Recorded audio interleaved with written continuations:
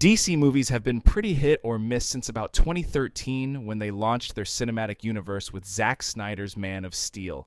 From Suicide Squad to Wonder Woman 84 to The Flash, it's safe to say DC hasn't exactly experienced the same success with movies that Marvel have. I'm the Meta Nerd, and today we'll be diving deep into the world of DC movies to see why they have struggled to find their footing in the superhero genre. With that said, come on, let's get diving. One of the major reasons behind the failure of DC movies is the lack of continuity and proper character development. Marvel took its time in building up the individual heroes before bringing them together in the epic Avengers saga. DC, on the other hand, rushed to unite iconic characters like Batman and Superman without giving them a chance to shine on their own. It was a smoothie of a movie that left many fans unsatisfied and confused. This gets worse when you think about the fact that Wonder Woman was shoehorned into a movie intended to be a Man of Steel sequel, all a part of their bid to set up their universe quickly enough to compete with Marvel's. The end result was a movie that performed rather dismally with critics and fans and fell well short of the studio's box office projections. And in 2017, with the release of Justice League, things got even worse.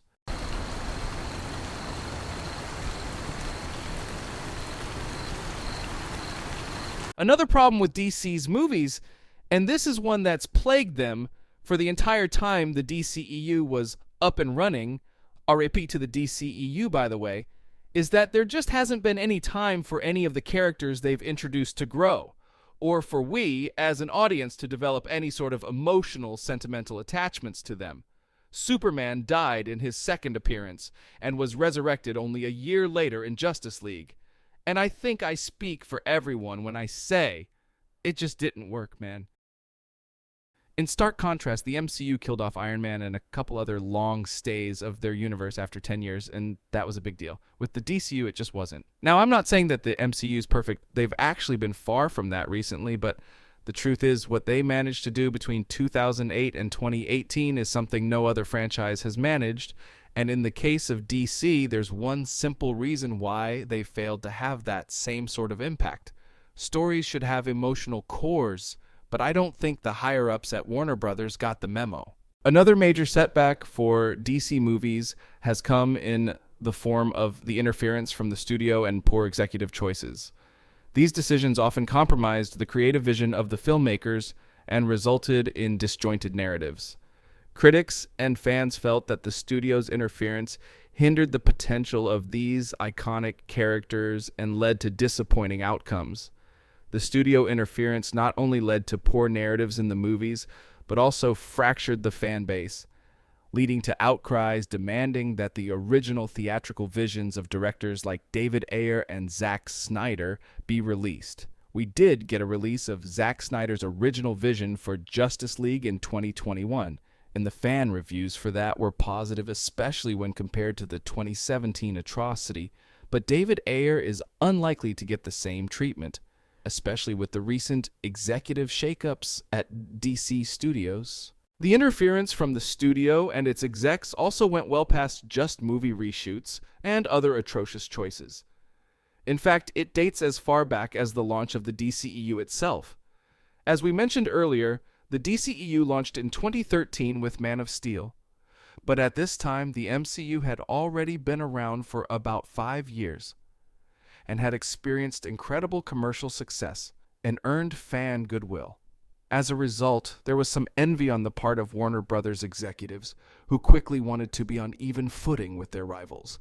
This was confirmed by Man of Steel writer David Goyer, who went on the Happy Sad Confused podcast and confirmed some already pretty well suspected stuff. On the podcast, he confirmed that the studio forced attempts to launch a connected universe akin to the MCU with Batman vs. Superman, saying that, I know the pressure we were getting from Warner Brothers, which was, we need our MCU. We need our MCU. And I was like, let's not run before we walk. The other thing that was difficult at the time was there was this revolving door of executives at Warner Brothers and DC. Every 18 months, someone new would come in. We were just getting whiplash. Every new person was like, we're going to go bigger. I remember at one point the person running Warner Brothers at the time had this release that pitched the next 20 movies over the next 10 years, but none of them had been written yet. It was crazy how much architecture was being built on air. This is not how you build a house.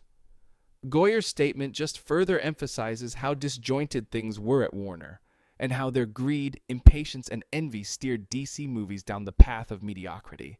It's clear that in order to turn things around, DC need to adopt a different strategy, and it's a pretty easy one at that.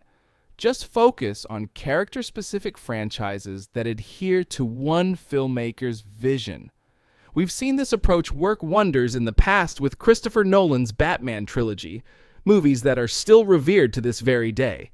Hell, even the DCEU has had some successes of its own with this approach, like the first Wonder Woman movie and 2018's Aquaman. These films honed in on their respective heroes, allowing them to shine in their own self-contained stories. This meant fans had characters they could connect with, characters they could understand, and as a result, both these movies proved incredibly successful and well-received by audiences.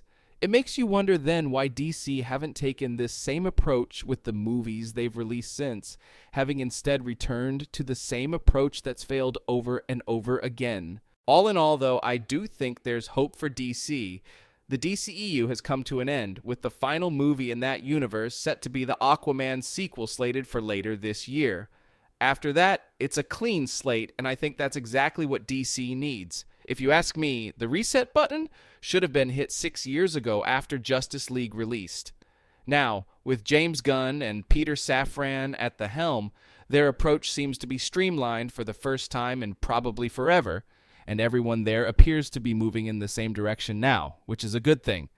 We need to see more character-focused, innovative storytelling, and an actual coherent narrative, and James Gunn has done enough to prove himself capable of just that.